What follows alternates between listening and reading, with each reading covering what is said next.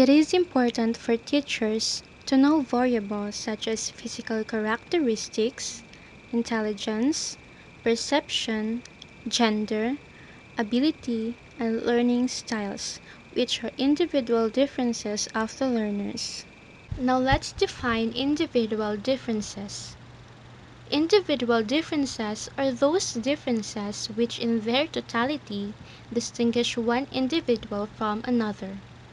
It is often said that no two individuals are exact duplicates. They differ from each other in some way or the other. Individual differences are often explanations for differences in learning and performance among students or learners.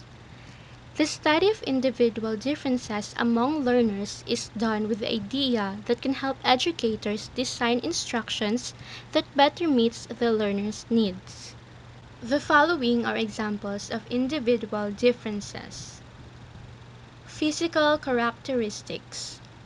It includes health, physical development, nutrition, visual, and physical defects.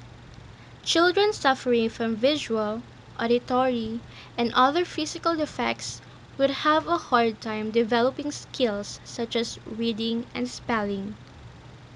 The health of the learner will likely affect his ability to learn and his power to concentrate.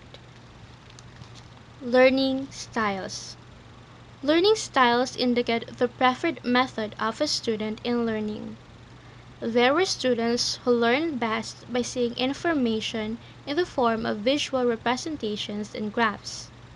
Some students prefer to learn by doing, which includes activities and hands-on practices. Intellectual ability. Intellectual ability also affects learning. For example, some people have an easier time remembering information than others. Some students can readily understand abstract concepts, while others need concrete examples. Everyone has different intellectual strengths and weaknesses. Once you get to know your students, you can help them understand the information you want to get across by teaching to their strengths. Perception. Perception is the way of understanding and interpreting information. This individual difference can affect learning because there is a possibility that the students or learners could interpret the same information differently. Individual differences in learning. Learners have different strategies, approaches, and capabilities for learning that are a function of prior experience and heredity. Individuals are born with and develop their own capabilities and talents. In addition, through learning and social acculturation, they have acquired their own preferences for how they like to learn and the pace at which they learn. Educators need to help students examine their learning preferences and expand or modify them, if necessary.